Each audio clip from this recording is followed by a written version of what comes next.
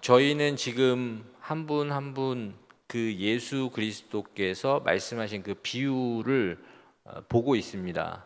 그런데 오늘 본문은 예수님께서 큰 무리들을 가르치고 계실 때 한 사람이 예수님에게 찾아와서 예수님에게 부탁합니다. 무엇을 부탁하냐면 자신에게 있는 그 형에게 어머니 아버지로부터 받은 유산을 자신과 나누게 해달라고 예수님이 말씀해 주시길 부탁합니다. 예수님께서 그 얘기를 듣고 거절하시면서 말씀하시는 비유가 바로 오늘 비유입니다.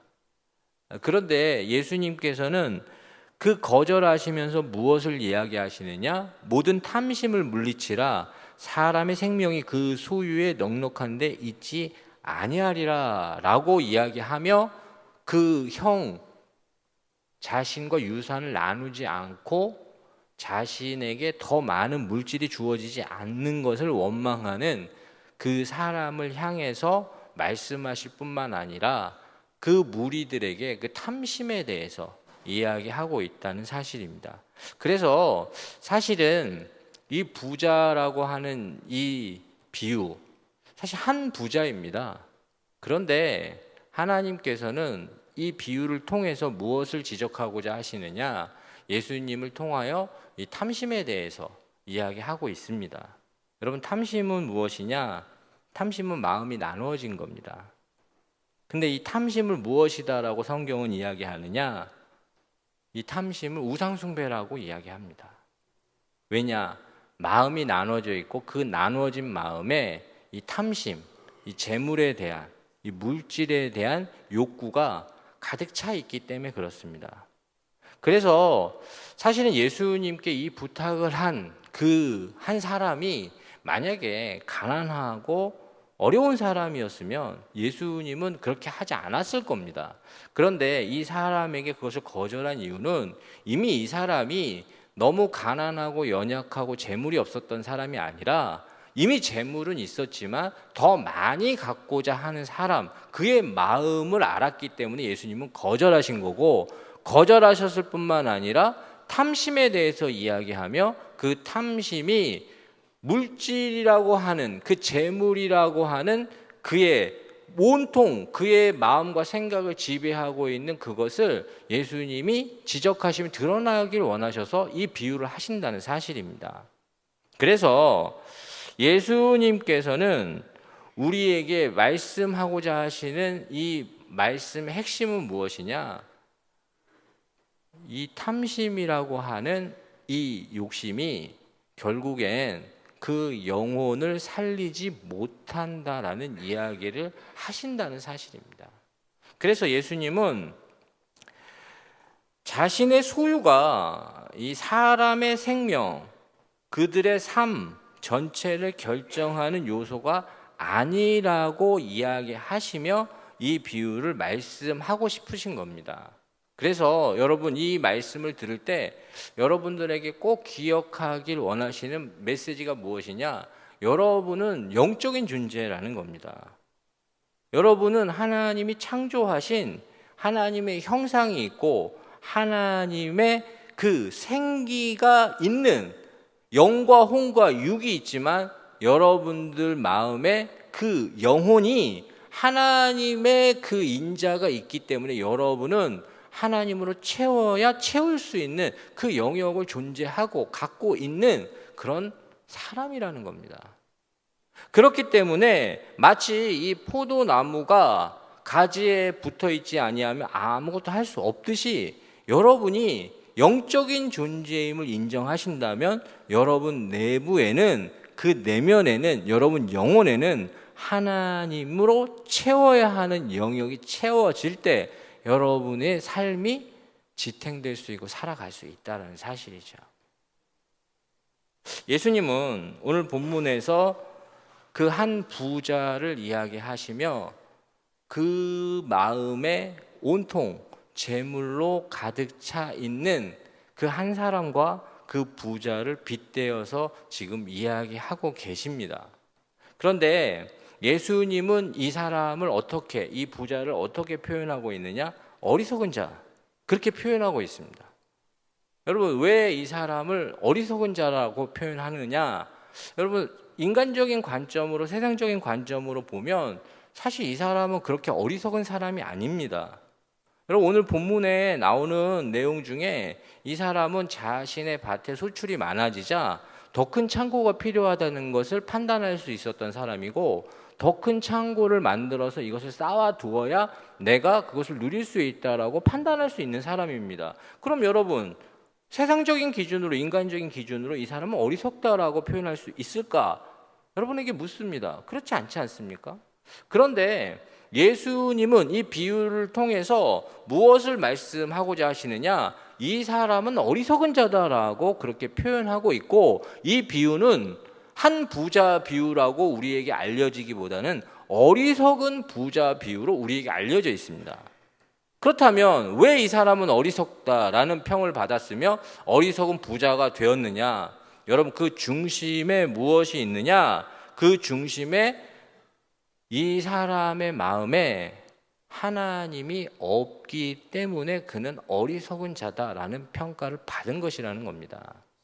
여러분, 시편 53편 1절 말씀이 자막에 한번 나올 텐데요. 상반부인데 한번 한 목소리로 한번 읽어보도록 하겠습니다.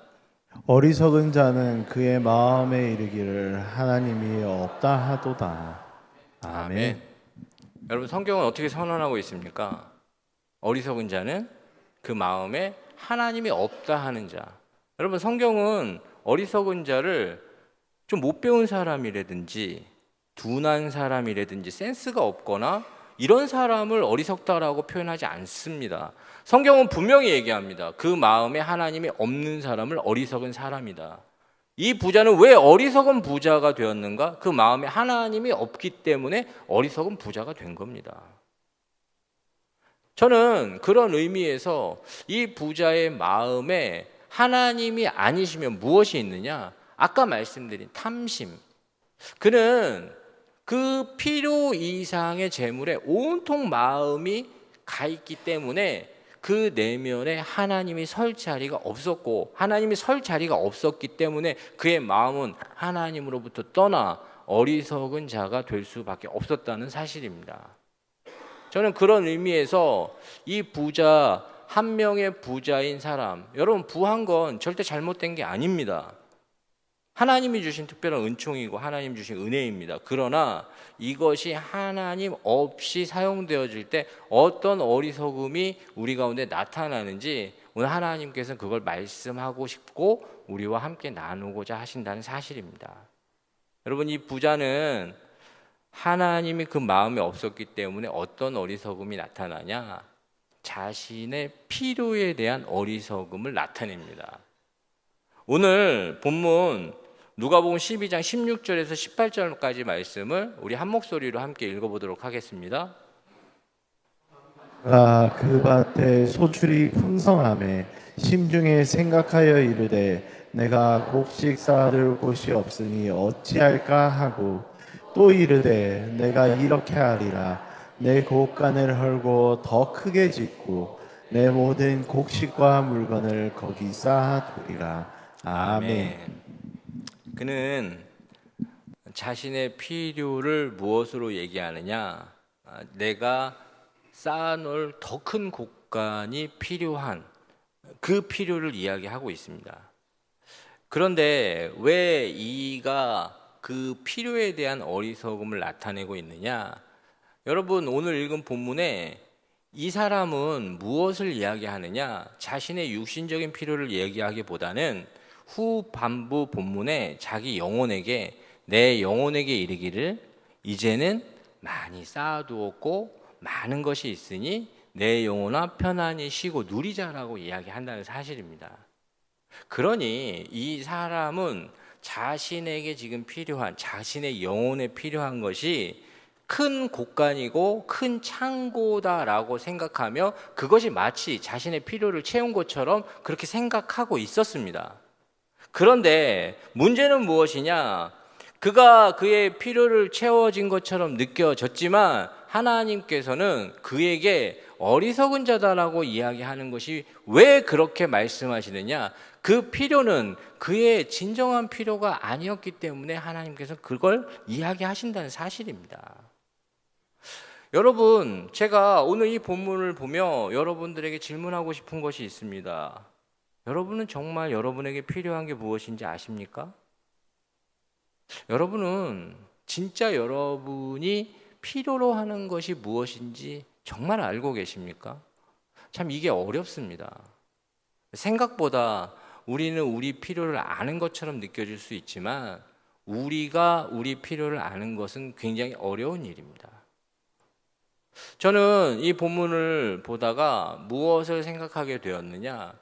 여러분, 이 부자가 갖고 있는 이 필요, 그리고 그는 더 큰 곳간을 통해서 자기의 필요를 채운 것처럼 보였지만 결국엔 이것이 그의 필요가 아니었다라는 평가를 받는 이유는 그가 무엇이 진짜 필요한지 하나님 앞에서 고민하지 않고 그 마음에 하나님이 없기 때문에 그는 그의 필요는 정작 한순간에 사라질 수밖에 없는 그런 필요였다는 사실입니다. 오늘 본문 후반부에 그 내용이 분명히 나옵니다. 하나님께서 내 영혼을 내가 오늘 밤 도로 찾는다면 너의 준비한 것이 누구의 것이 되겠느냐라고 이야기하며 그의 곳간이 그의 필요를 채운 것이 아니다라는 것을 분명히 이야기한다는 사실입니다.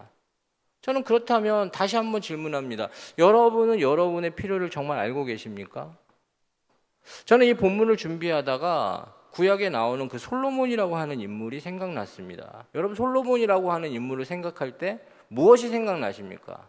솔로몬은 우리가 생각할 때 부와 명예와 영광이 있었던 그런 왕입니다. 그리고 그에겐 부족함이 없었을 것이고 권력과 능력이 있었던 왕입니다. 그래서 우리도 다 알고 있는 사람입니다.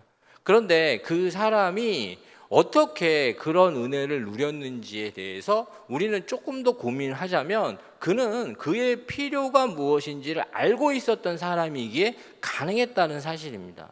왜 그렇게 말씀드리냐?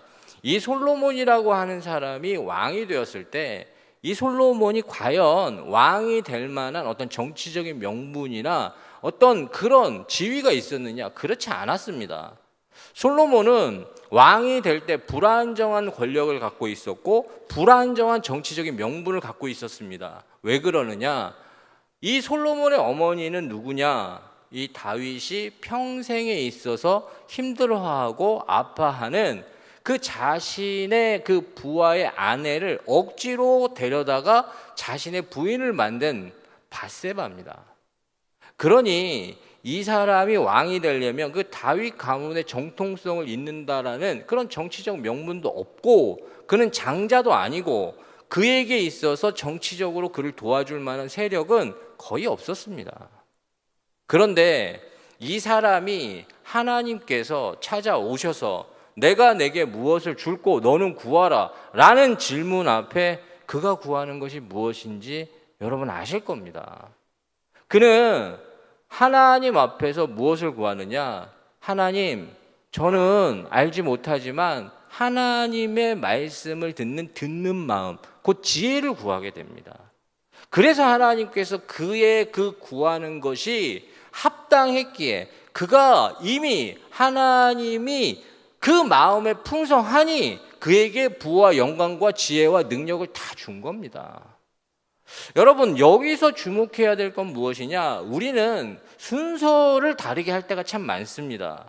부와 영광과 명예와 능력이 우리에게 주어지면 하나님을 구하겠습니다. 하나님 잘 믿겠습니다. 이렇게 이야기할 때가 많지만 여러분, 하나님은 분명히 우리 인생을 정확하게 알고 계시기 때문에 우리 영혼의 하나님으로 풍성할 때 하나님이 주신 은혜가 은혜될 수 있고 축복이 축복될 수 있다는 걸 알고 계신다는 겁니다. 그래서 솔로몬이라고 하는 사람은 더 많은 정치적인 명분과 더 많은 어떤 권력을 구할 수도 있었지만 그는 그 유명한 일천번제, 그의 연약함 속에 하나님께 그 예배의 자리로 나가 하나님으로 그가 채워지자 그는 분명하게 지혜를 구하지만 그 지혜는 결국엔 구약에선 하나님을 구하는 겁니다. 그가 하나님을 구하니 그에게 하나님의 은혜를 주시는 겁니다. 그는 그의 필요가 무엇인지 정확하게 알았던 사람입니다. 사실 목회자로 살아가면서 저 자신도 하나님께 이런 인간적인 필요나 상황에 자꾸 때를 쓸 때가 참 많습니다. 하나님, 좀 도와주셔야 되는 거 아닙니까? 하나님, 저도 저거 갖고 싶습니다. 하나님, 저도 저게 필요합니다. 하나님 주로 해 주십니다. 은혜 주시고 주로 우리에게 좋은 걸 주십니다. 그러나 하나님께서는 저에게 조용히 항상 물어보십니다. 얘야, 너 그거 있으면 정말 목회 잘할 자신 있냐? 그래도 뗐습니다. 하나님, 저 목회 잘할 자신 있습니다. 그거 주시면 저 정말 최선을 다해서 열심히 살겠습니다. 제게 하나님 그게 필요합니다. 그때 하나님 또 조용히 제게 물어보실 때가 있습니다. 너 그게 있으면 정말 목회자로 그렇게 후회 없이 살 자신 있냐? 그때 저도 모르게 순간 그것을 내려놓을 때가 참 많습니다. 왜 그러느냐? 제가 목회자로 살아갈 때 그것이 있으면 좋지만 제가 처음에 목회자가 될 때 하나님께 하나님 한 분만으로도 충분했기에 목회자가 되었던 것이고 하나님이 함께 하신다면 그것이 나에게 최선이었기 때문에 그 자리에 목회자로 설 수 있는 것, 예배를 섬길 수 있는 것, 말씀을 나눌 수 있는 것, 이미 그것으로 풍성하고 충만했기에 저는 목회자로 그렇게 살아가는 것에 대해서 후회하지 않고 살았습니다.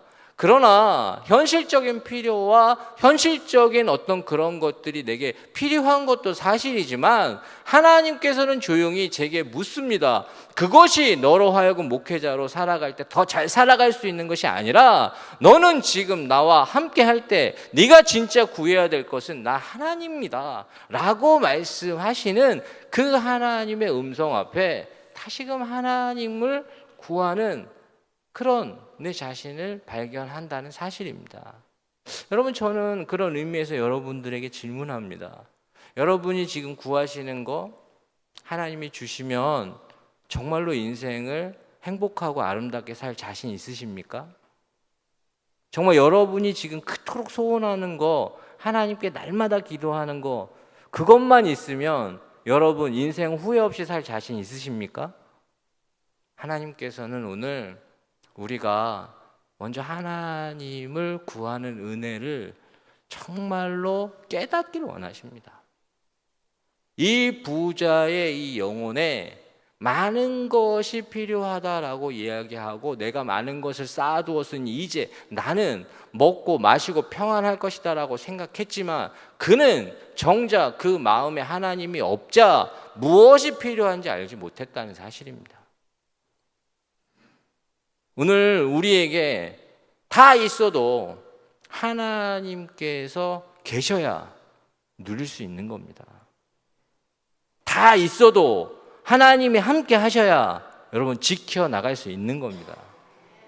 여러분 그 필요에 눈이 열리시길 축원합니다.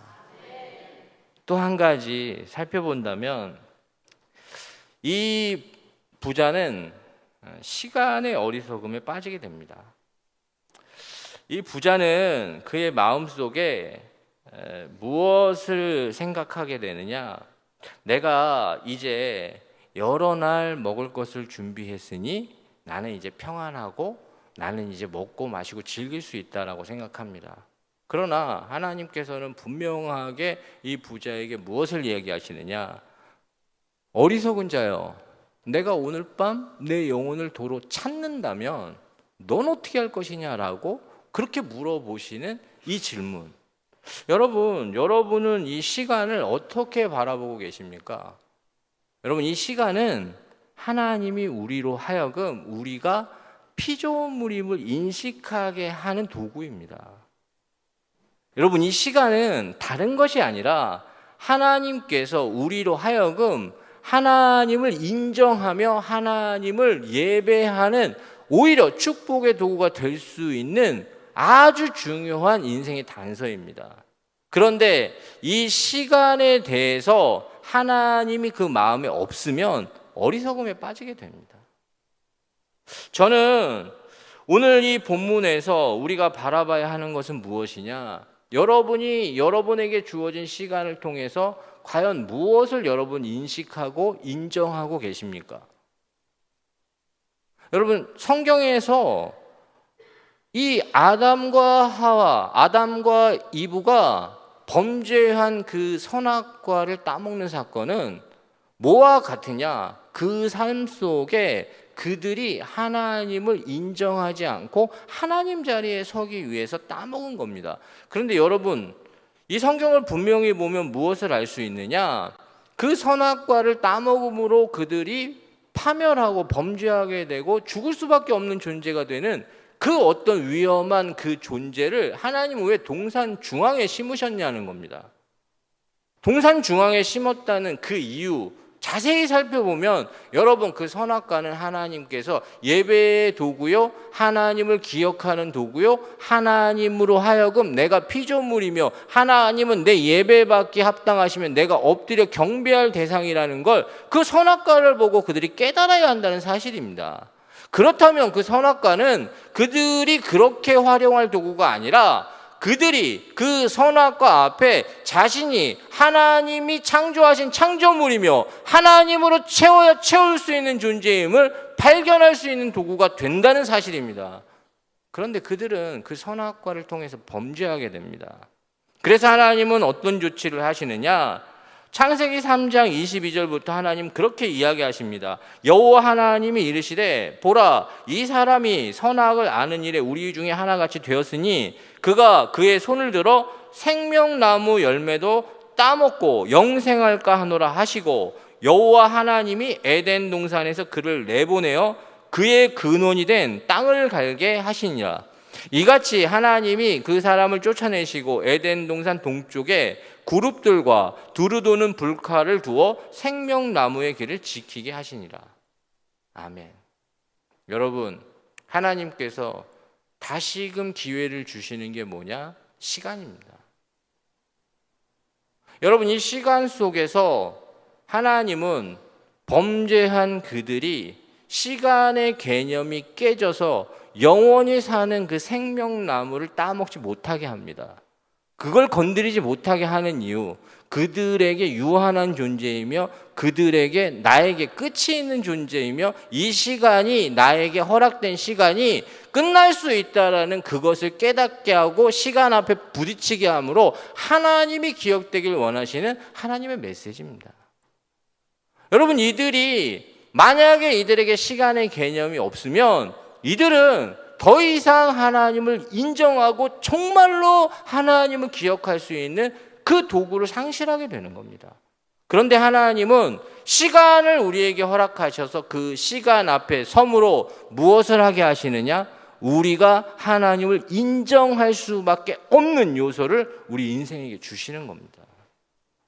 그러나 하나님이 없는 인생은 이 시간 앞에서 겸손하지 않습니다. 이 부자는 끊임없이 그렇게 이야기합니다. 누가복음 12장 19절에서 21절 말씀을 함께 보도록 하겠습니다. 또 내가 내 영혼에게 이르되 영혼아, 여러 해 쓸 물건을 많이 쌓아두었으니 평안히 쉬고 먹고 마시고 즐거워하자 하리라 하되, 하나님은 이르시되 어리석은 자여, 오늘 밤에 내 영혼을 도로 찾으리니 그러면 내 준비한 것이 누구의 것이 되겠느냐 하셨으니, 자기를 위하여 재물을 쌓아두고 하나님께 대하여 부여하지 못한 자가 이와 같으니라. 아멘. 오늘 부자는 시간 앞에서 겸손하지 못했습니다. 근데 왜 그렇게 했느냐? 자신에게 주어진 시간이 계속될 거라고 생각했기 때문에 그런 겁니다. 오늘 본문에서 어리석은 자의 오늘 밤 내 영혼을 도로 찾으리니라는 시간이 자신에겐 찾아오지 않고, 자신은 내 영혼에게 이르되 영혼아, 여러 해 쓸 물건을 많이 쌓아두었으니 평안히 쉬고 먹고 마시고 즐거워하자라고 이야기하는 그는 무엇을 이야기하느냐? 그는 시간 앞에서 겸손하지 못했기 때문에 그 시간 앞에서 하나님을 인식하지 못하는 겁니다. 여러분, 그 시간 앞에서 하나님 인식하지 못하면 자신이 어떤 존재인지 깨닫지 못합니다. 이 부자는 무엇이 진정 필요한지 이 시간 앞에 서지 못했기 때문에 그는 그의 필요도 알지 못했고, 그가 지금 이 시간을 어떻게 대해야 되는지 정확하게 알지 못했기 때문에 자신이 어떤 존재인지도 깨닫지 못했습니다. 여러분, 우리가 이 시간 앞에 설 때 하나님을 기억하듯이 이 시간 앞에 설 때 우리의 필요도 분명해집니다. 시간이 지나도 그 필요가 계속해서 필요한 것이라면 여러분, 그것은 진정한 필요일 겁니다. 그러나 시간이 지나는데 그 필요가 달라지는 것이고 그 필요가 상황에 따라서 달라지는 것이라면 여러분, 그것이 진정한 필요가 아닐 수도 있다는 사실입니다. 그렇기에 여러분, 시간 앞에 설 때 그 필요도 분명해지는 것이고, 시간 앞에 설 때 우리의 존재가 어떤 존재인지도 분명해지는 것이고, 그 시간 앞에서 하나님을 기억할 때 우리는 하나님이 우리에게 주신 이 시간을 예배의 도구요, 하나님을 아는 도구요, 하나님께 경배하는 도구요, 우리의 진정한 필요를 깨닫는 도구가 될 수 있다는 사실입니다. 그러나 여러분, 하나님이 그 마음이 없을 때 우리는 그것을 알 수가 없습니다. 하나님이 우리 마음에 없으면 우리는 하나님께서 우리에게 시간을 주신 이유는 우리가 영적인 존재임을 깨닫고 하나님이 필요한 존재임을 깨닫기를 원하시는 메시지인데, 그렇지 못할 때 이 영적인 필요가 분명히 우리 가운데 찾아오는데도 우리는 무시할 수 있습니다. 우리의 시간이 계속될 거라고 생각하기 때문에, 우리에겐 끊임없이 시간은 계속될 거라고 생각하기 때문에 하나님께서 부르시는 그 영적인 메시지 또한 무시해버리고 지나쳐버리고 아무것도 우리에게 남지 않는 그런 상태가 될 수도 있습니다.